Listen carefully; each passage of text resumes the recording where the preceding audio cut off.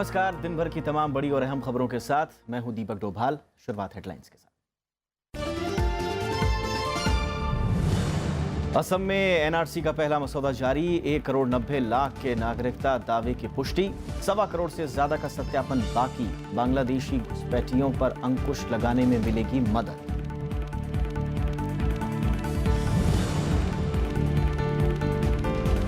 भारतीय भाषाओं में हो वैज्ञानिक संवाद। सत्येंद्र नाथ बोस की जयंती समारोह में प्रधानमंत्री का संबोधन। आम लोगों तक पहुंचे अनुसंधान और तकनीक का फायदा।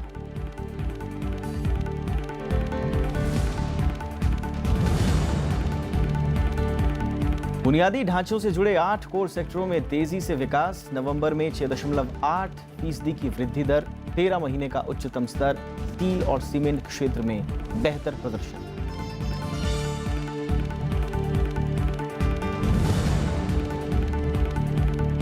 उत्तर भारत में बढ़ी ठंड। शीतलहर की चपेट में ज्यादातर इलाके। दिल्ली में पारा 6 डिग्री के नीचे। कोहरे से रेल और हवाई सेवा पर असर।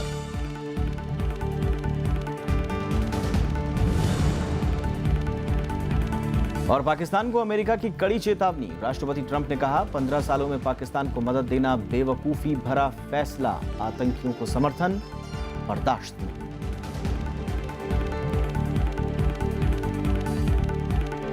और खबरों के सफर की शुरुआत पहली खबर से।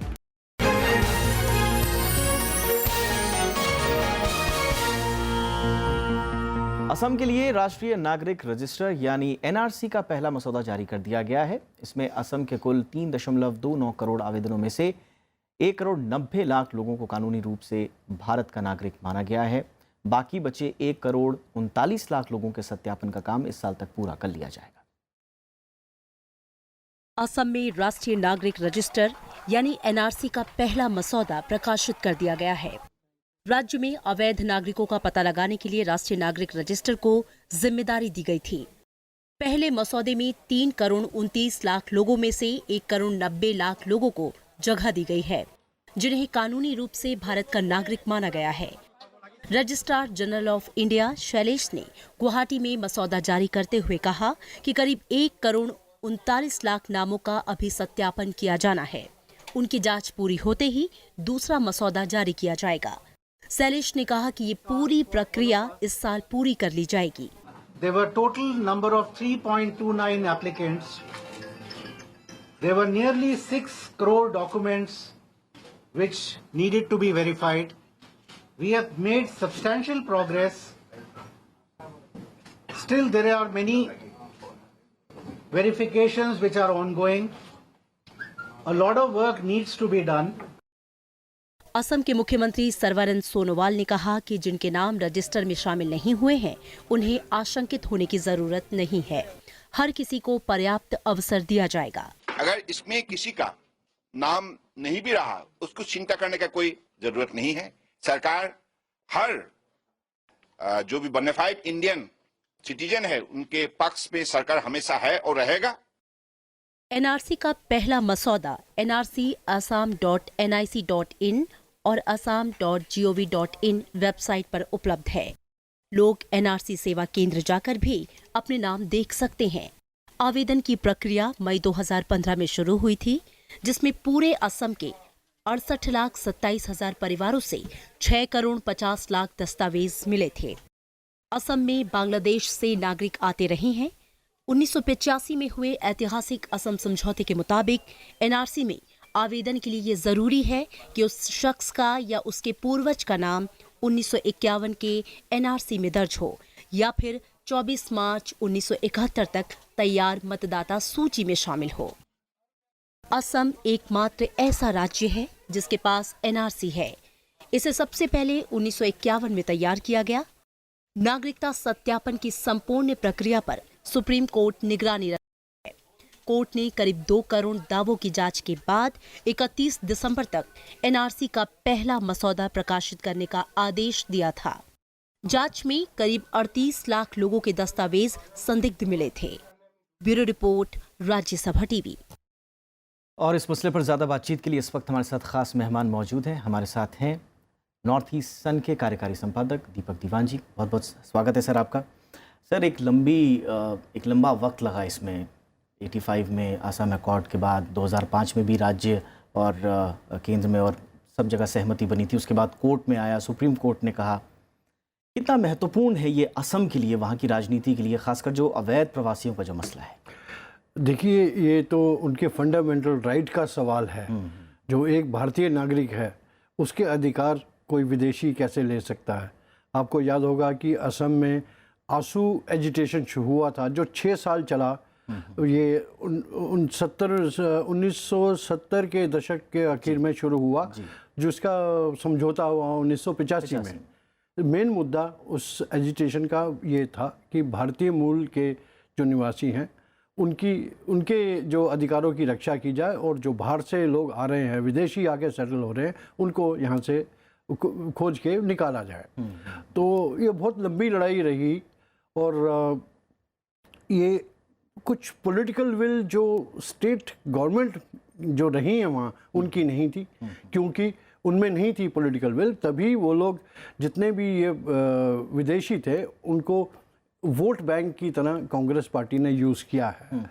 ये पूरा असम के लोग कहते हैं। जी जी जी। तो अब ये मामला जब कोर्ट में गया, ये जब 2005 में आपको बताना चाहूँगा कि ट्राइपार्टाइट एग्रीमेंट हुआ था केंद्र सरकार का, राज्य सरकार का और आसू, ऑल असम स्टूडेंट्स यूनियन। उसमें ये कहा गया था कि 1951 का जो एनआरसी है उसको रिवाइज किया जाए। जबकि उनको मनाया गया आंसू को। आंसू चाहता था, उनकी डिमांड ये थी कि 1951 के ही वर्ष को मूल बना के किया जाए, मगर उनको समझा के फिर 1971 में मनवाया गया। मगर ये 2005 की बात है। ये करते करते फिर मामला कोर्ट में गया, क्योंकि राज्य सरकार पहल नहीं दे रही थी। उसमें सुप्रीम कोर्ट ने फिर मॉनिटर करना शुरू किया। ये पूरा प्रोसेस 2015 में शुरू हुआ। अब 2016 में वहाँ नई सरकार आई बीजेपी की। उनका भी मेन प्लैंक जो था इलेक्शन में यही था कि विदेशियों का जो मुद्दा है उसका हम हल निकालेंगे। तो मेरे ख्याल से जो सरकार बदलने के बाद ये मामला एकदम से जोर पकड़ गया। लेकिन सर, इसी बीच जो है केंद्र सरकार जो है एक नए बिल का मसौदा ला रही है, नागरिकता संशोधन विधेयक। उसमें से आप कह रहे हैं कि 2014 को हम लोग डेडलाइन बनाएंगे।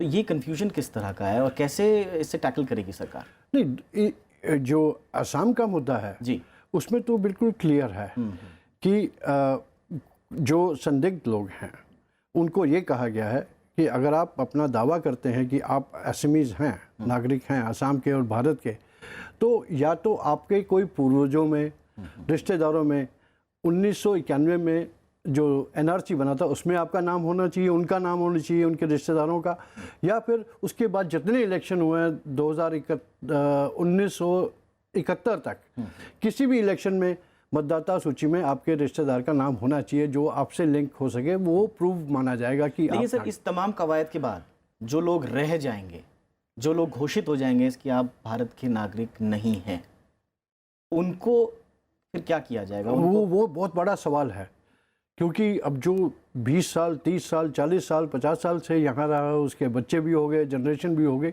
मगर उसको नागरिकता देने का सवाल मेरे ख्याल से नहीं होगा। क्योंकि देखिए, अगर आप गलत डिक्लेरेशन देके अपने आप को कहते हो कि मैं आपके देश का हूँ और आप विदेशी निकलते हैं, तो ये क्रिमिनल ऑफेंस। तो उसको लॉ की तरह से डील किया जाएगा, जरूर सिचुएशन होगी। ये देखने वाली ज़रूर बात होगी कि सरकार इसके लिए क्या होमवर्क करती है और किस तरह के रूल्स लेकर। मगर जो असम के लोग हैं वो बहुत खुश हैं। देखिए, जो वहाँ के मूल निवासी हैं उनको भी कोई मुस्लिम के होगा तो उसको कहते हैं अरे तुम बांग्लादेश से तो नहीं हो। तो वो लोग भी चाहते थे कि इस तरह का कुछ प्रावधान आए जिसमें उनकी नागरिकता पे कोई सवाल ना उठे। बहुत बहुत शुक्रिया सर इस तमाम बातचीत के लिए। तो ये थी हमारी पहली खबर। एक छोटा सा ब्रेक के उस पार कुछ और खबरें।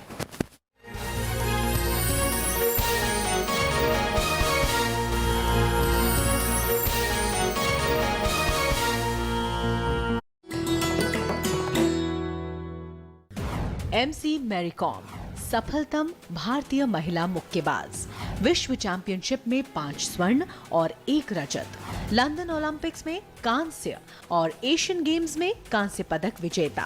5 फीट 2 इंच लंबी मैरी को किया जाता है दुनिया की सफलतम महिला मुक्केबाजों में शुमार।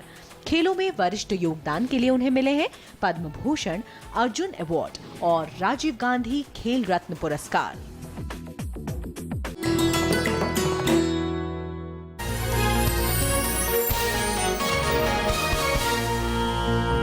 प्रधानमंत्री नरेंद्र मोदी ने विज्ञान और तकनीक का इस्तेमाल लोगों की बेहतरी के लिए करने की सलाह दी। उन्होंने न्यू इंडिया के लिए विज्ञान और तकनीकी शोध पर ध्यान देने की जरूरत बताई है। प्रधानमंत्री आज कोलकाता में भौतिक विज्ञानी प्रोफेसर सत्येंद्र नाथ बोस के जयंती समारोह को वीडियो कॉन्फ्रेंसिंग के जरिए संबोधित कर रहे थे। प्रधानमंत्री ने कहा कि छात्रों में विज्ञान के प्रति प्यार पैदा किया जाना चाहिए। उन्होंने भारतीय भाषाओं में वैज्ञानिक संवाद पर जोर दिया। प्रधानमंत्री नरेंद्र मोदी ने सोमवार को भौतिक वैज्ञानी सत्येंद्र नाथ बोस की 125वीं जयंती समारोह में आविष्कार और शोध के जरिए लोगों की जिंदगी आसान बनाने की अपील की। प्रधानमंत्री ने कहा कि वैज्ञानिकों के अनुसंधान और तकनीक का फायदा गरीबों तक पहुंचना चाहिए।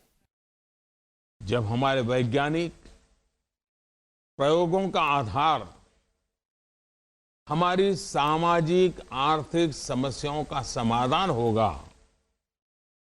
तो आपको फाइनल आउटकम अपना लक्ष्य तय करने में कभी भी दिक्कत नहीं आएगी। प्रधानमंत्री ने कहा कि भारत विज्ञान के क्षेत्र में तेजी से प्रगति कर रहा है। सरकार इसमें पूरी मदद भी कर रही है। उन्होंने न्यू इंडिया बनाने के लिए विज्ञान और तकनीक से जुड़े लोगों को नवाचार और शोध पर विशेष ध्यान देने की सलाह दी। उन्होंने छात्रों को विज्ञान से जोड़ने पर भी जोर दिया। अगर हर वैज्ञानिक सिर्फ एक बच्चे की साइंस की पढ़ाई, रिसर्च के प्रति उसका रुझान बढ़ाने के लिए अपना थोड़ा समय देने लगे, तो देश में लाखों छात्रों का भविष्य बन सकता है। विज्ञान का, रिसर्च का उज्जवल भविष्य तैयार हो सकता है। प्रधानमंत्री ने विज्ञान के जरिए कुपोषण, प्रदूषण और बीमारियों का इलाज ढूंढने पर जोर दिया। उन्होंने कहा कि वैज्ञानिक संस्थाएं रोजगार पैदा करने और गांवों की जरूरतों पर ध्यान दें। देश के ग्रामीण क्षेत्रों में उनकी आवश्यकता के हिसाब से नई टेक्नोलॉजी का निर्माण करने, नई टेक्नोलॉजी को गांव तक पहुंचाने में आपकी भूमिका बहुत ही महत्वपूर्ण है। क्वांटम भौतिकी को नई दिशा देने वाले भौतिक शास्त्री सत्येंद्र नाथ बोस का जन्म 1 जनवरी 1894 को कोलकाता में हुआ। सत्येंद्र नाथ बोस क्वांटम मैकेनिक्स के अग्रणी वैज्ञानिक माने जाते हैं। उन्होंने प्लांक के विकिरण नियम की गलतियों में सुधार किया। सत्येंद्र नाथ बोस ने नए नियमों की खोज की, जिसे बोस आइंस्टाइन सांख्यिकी के नाम से जाना जाता है। परमाणु कणों के 2 प्रकार में से एक का नाम डॉक्टर एस.एन. बोस के नाम पर बोसॉन रखा गया है। Bureau report, Rajya Sabha TV. उपराष्ट्रपति ने कहा है कि भारतीय संस्कृति में अक्षरों को ईश्वर की तरह पूजा जाता है। वो आज विजयवाड़ा पुस्तक मेले के उद्घाटन के बाद बोल रहे थे। उपराष्ट्रपति ने तेलुगु भाषा के प्रसार के लिए आंध्र प्रदेश सरकार को बधाई भी दी। उपराष्ट्रपति एम वेंकैया नायडू ने सोमवार को 29वें विजयवाड़ा पुस्तक मेले का उद्घाटन किया। उन्होंने कहा कि वेदों में अक्षरों को भगवान का दर्जा दिया गया है। इससे पता चलता है कि भारतीय संस्कृति में किताबों और साहित्य को कितना महत्व दिया गया है। అక్షరం అనేది పుట్టిన తర్వాత అది ఏ దారిని వెతుక్కుంటూ ఎక్కడ ప్రవహిస్తుందో, ఎవరి జ్ఞానాన్ని పంచి ఇస్తుందో, పెంచిస్తుందో, వర్ధిల్లుతుందో, ఎన్ని మార్పులకు దారితీస్తుందో అది మనం చెప్పలేం. అందుకే అక్షరానికి మనం దైవస్థానాన్ని ఇచ్చాం. उपराष्ट्रपति ने कहा कि सिनेमा और संगीत जैसे कला के माध्यमों से शांति को बढ़ावा दिया जाना चाहिए। उन्होंने देश के विकास के लिए एकजुट रहने की अपील की। उपराष्ट्रपति ने तेलुगु भाषा के प्रसार के लिए आंध्र प्रदेश सरकार को बधाई भी दी। విజయవాడకు తిరిగి మళ్ళా పునర్వైభవం వచ్చేటికి అవకాశం కూడా ఉంది. ముఖ్యమంత్రి గారు అన్ని జిల్లాల్లో కూడా ఈ పుస్తక మహోత్సవాలు జరపాలి, దాంతోపాటు ఇంకో కొత్త నిర్ణయాన్ని కూడా నేను ప్రకటిస్తాను, మంత్రివర్గంతో చర్చించి అన్నాడు. అదేంటంటే సాంస్కృతిక విభాగము, గ్రంథాలయము ఈ రెండింటిని కానీ కలిసి సమన్వయం చేసి సమ్మిళితం చేస్తే తగిన నిధులు, తగిన విధులు, ఆ విధులు నిర్వర్తించే అధికారులు కూడా వస్తారు. కాబట్టి అది కూడా ఒక మంచి బాట అని చెప్పి అనుకుంటున్నా. మన భాషను పరిరక్షించుకోవడానికి, మన సంస్కృతిని పరిరక్షించుకోవడానికి, మన చరిత్రను మన పిల్లలకు తెలియజేయడానికి అవసరం ఎంతో ఉంది. ఆ పని ముఖ్యమంత్రి గారు చేపట్టడం చాలా సంతోషం. इस मौके पर आंध्र प्रदेश के मुख्यमंत्री एन चंद्रबाबू नायडू भी मौजूद रहे। उपराष्ट्रपति ने पुस्तक मेले में लगे स्टॉल भी देखे। राजकमल राव, राज्यसभा टीवी, विजयवाड़ा। जम्मू कश्मीर के पुलवामा में सीआरपीएफ कैंप पर हुए हमले के बाद सुरक्षा बलों का ऑपरेशन पूरा हो गया है। सेना के जवानों ने सोमवार को तीसरे आतंकी का शव बरामद कर लिया। रविवार को मारे गए 2 आतंकियों की पहचान भी हो गई है। इनमें से एक का नाम मंजूर अहमद बाबा जबकि दूसरे का नाम फरदीन अहमद खांडे है। दोनों जम्मू कश्मीर के ही रहने वाले हैं। तीसरे आतंकी की पहचान होना अभी बाकी है। शनिवार रात आतंकियों ने पुलवामा स्थित सीआरपीएफ कैंप पर फिदायीन हमला किया था। इस दौरान सीआरपीएफ के 5 जवान शहीद हो गए जबकि 3 जवान घायल हो गए थे। हमले की जिम्मेदारी आतंकी गुट जैश ए मोहम्मद ने ली थी। It was because of the alertness and the professionalism shown by the unit that they got limited to only one or two buildings, and as you know, the operation carried out, and our men fought bravely. They showed a high degree of professionalism, and finally all the 3 militants were killed. मैं इतना ही कहना चाहता हूं कि ऐसे हमारे बहादुर जवानों के ऊपर सारे देश को नाज है और इस संकट की घड़ी में पूरा देश उनके परिवार के साथ पूरी मजबूती के साथ खड़ा है और हमारे शहीदों का यह बलिदान किसी भी सूरत में व्यर्थ नहीं जाने पाएगा, यह मैं यकीन दिलाना चाहता हूं। पाकिस्तान के साथ क्रिकेट सीरीज पर विदेश मंत्री सुषमा स्वराज ने अपना रुख साफ किया है। विदेश मंत्रालय से संबंधित संसद की सलाहकार समिति की बैठक में सुषमा स्वराज ने कहा कि जब तक पाकिस्तान सीमा पार से आतंकवाद और गोलीबारी बंद नहीं कर देता उसके साथ किसी भी द्विपक्षीय सीरीज की संभावना नहीं है। सुषमा स्वराज न्यूट्रल वेन्यू पर द्विपक्षीय सीरीज से जुड़े सवाल का जवाब दे रही थी। उन्होंने साफ किया कि क्रिकेट और आतंकवाद साथ साथ नहीं चल सकते। भारत और पाकिस्तान के बीच आखिरी सीरीज 2012-13 के दौरान खेली गई थी। विदेश मंत्री ने भारत में पाकिस्तान के राजदूत के साथ अपनी मुलाकात का भी जिक्र किया। सुषमा स्वराज ने जानकारी दी कि उन्होंने पाकिस्तान के सामने 70 साल की उम्र से ज़्यादा के कैदियों या महिलाओं या दिमागी रूप से बीमार लोगों को मानवीय आधार पर छोड़ने का प्रस्ताव रखा है। पाकिस्तान की अलग अलग जेलों में 399 मछुआरों समेत 457 भारतीय कैदी बंद हैं। सोमवार को पाकिस्तान विदेश मंत्रालय की तरफ से भारतीय उच्चायुक्त को यह सूची सौंपी गई। पाकिस्तानी जेलों में 58 लोग सामान्य कैदी के रूप में सजा काट रहे हैं। इनमें से 146 को 8 जनवरी को रिहा कर दिया जाएगा। दरअसल 21 मई 2008 को भारत पाकिस्तान के बीच एक कॉन्सुलर एक्सेस समझौते के तहत दोनों देश एक साल में 2-2 बार एक दूसरे के कैदियों की जानकारी साझा करते हैं। ये सूची 1 जनवरी और 1 जुलाई को सौंपी जाती है। भारत की तरफ से कैसी ही सूची पाकिस्तान को भी भेजी गई जिसमें उन कैदियों की जानकारी है जो पाकिस्तान के रहने वाले हैं और भारतीय जेलों में बंद हैं। भारत और पाकिस्तान ने एक दूसरे के परमाणु प्रतिष्ठानों और केंद्र की सूची का आदान प्रदान भी किया है। नवंबर में अर्थव्यवस्था के 8 कोर सेक्टर्स की वृद्धि दर 6.8% रही। इसमें रिफाइनरी, सीमेंट और स्टील क्षेत्र का प्रदर्शन शानदार रहा। नवंबर 2016 में इनकी विकास दर महज 3.2% थी। सालाना आधार पर रिफाइनरी उत्पाद 8.2%, स्टील क्षेत्र 16.6% और सीमेंट क्षेत्र 17.3% की दर से बढ़े। हालांकि कोयला क्षेत्र की वृद्धि दर नेगेटिव रही। इसका असर औद्योगिक उत्पादन सूचकांक यानी IIP में भी दिखेगा।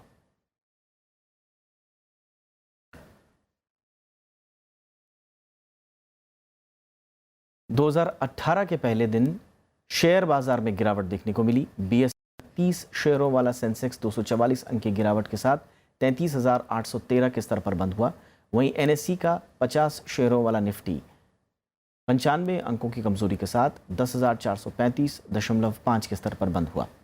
Banking, auto, FMCG, IT, metal समेत ऑयल एंड गैस शेयरों में जोरदार बिकवाली देखने को मिली। कारोबार के आखिरी घंटे में बिकवाली हावी होने से बाजार पर दबाव बढ़ता गया। 2017 के शेयर बाजार के लिए काफ़ी अच्छा साल रहा था। 2017 में सेंसेक्स में 28% और निफ्टी में 29% की बढ़त दर्ज की गई। देश के कई इलाकों में ठंड और कोहरे से जनजीवन अस्त व्यस्त हो गया है। उत्तर भारत के कई इलाकों में आज धुंध छाई रही, इससे यातायात पर खासा असर पड़ा। वहीं पहाड़ी इलाकों में न्यूनतम तापमान में गिरावट दर्ज की जा रही है। दिल्ली में नई साल की पहली सुबह कोहरे में लिपटी रही। न्यूनतम तापमान गिरकर 5.7 डिग्री सेल्सियस पर पहुंच गया। कोहरे के चलते दृश्यता में खासी गिरावट आई और इसका असर यातायात पर सबसे ज्यादा दिखा। कोहरे की वजह से दिल्ली एयरपोर्ट पर दृश्यता गिरकर 50 मीटर रह गई। इससे करीब 5 घंटे तक उड़ानें बाधित रहीं। कई उड़ानों के समय में बदलाव करना पड़ा। वहीं दिल्ली आने वाली 56 ट्रेनें देरी से चल रही हैं। करीब 15 ट्रेनें रद्द की गई हैं। 20 ट्रेनों का समय बदला गया है। मेरी फैमिली बॉम्बे से आने वाली थी 8:20 पे। SG 160 है फ्लाइट और अभी तक 10 बज गए हैं, अभी तक आई नहीं, कोई पता नहीं है। सो फॉग भी बहुत है, सुबह सुबह ठंड में आना अपने आप में एक चैलेंज है। फॉग इतना है कि गाड़ी चलाने में क्या रोड नीचे भी नहीं दिखाई दे रहा है। इंडिकेटर और हेडलाइट लाइट वगैरह सारी जलानी पड़ रही है, फिर भी मतलब गाड़ी नहीं चल पा रही। उत्तर प्रदेश समेत उत्तर भारत के दूसरे इलाकों में भी कमोबेश यही हालात रहे। उत्तर प्रदेश में कई जगहों पर कोहरे ने रफ्तार रोक दी। इसके चलते कई ट्रेनें देरी से चलीं। आज ठंडी ज़्यादा है, कुछ ज़्यादा ही है ठंडी। और सुबह से इस समय ज़्यादा कोहरा छाया हुआ है। चारों तरफ आप देख रहे हैं घाटों पे कोहरा छाया हुआ है। और जिस तरह भीड़ हुआ करती थी हर साल उसके अपेक्षा कुछ कम है। जम्मू कश्मीर में कई जगहों पर पारा 0 से भी नीचे चला गया।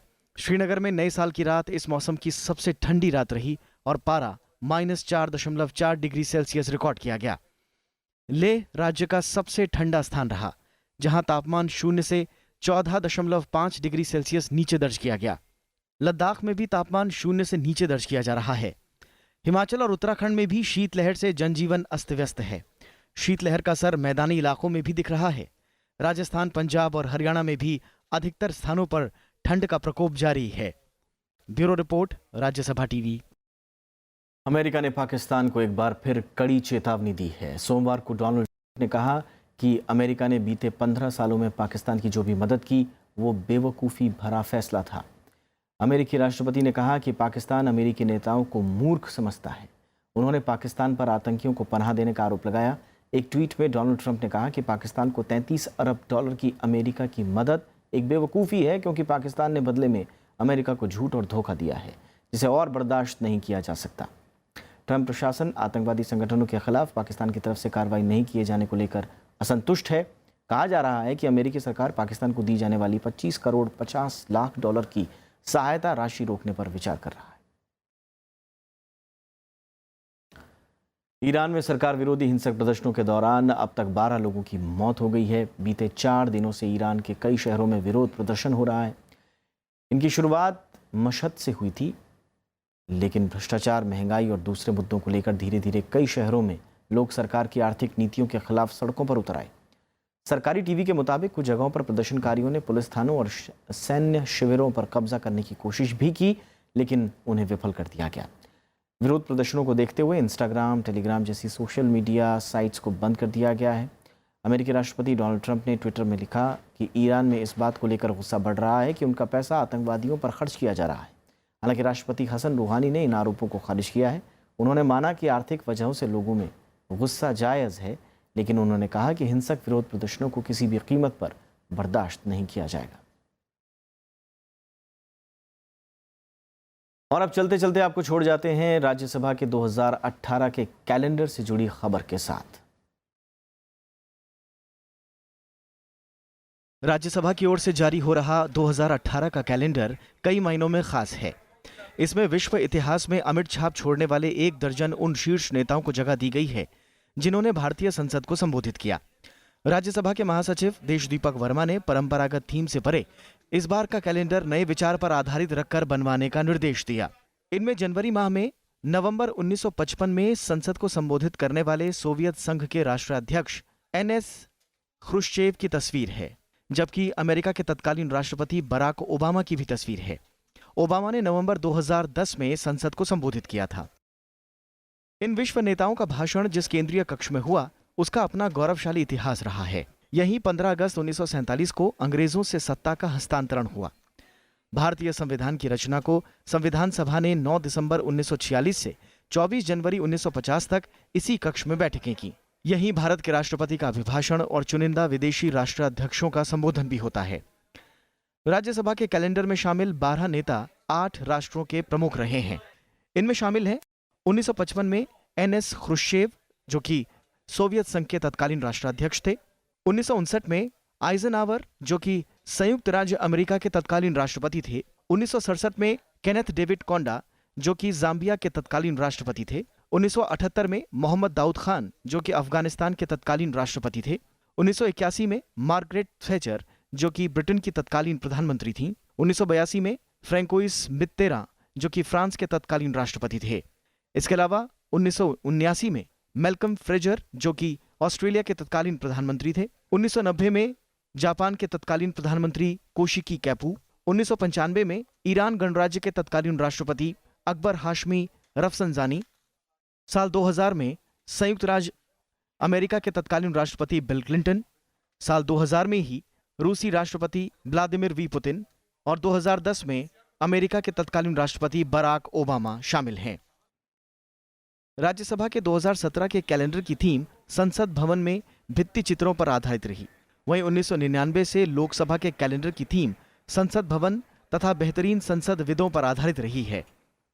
लोकसभा के कैलेंडर 2018 की थीम संसद भवन के गुंबद, मेहराब और कक्षों के वृत्त लेखों पर आधारित है।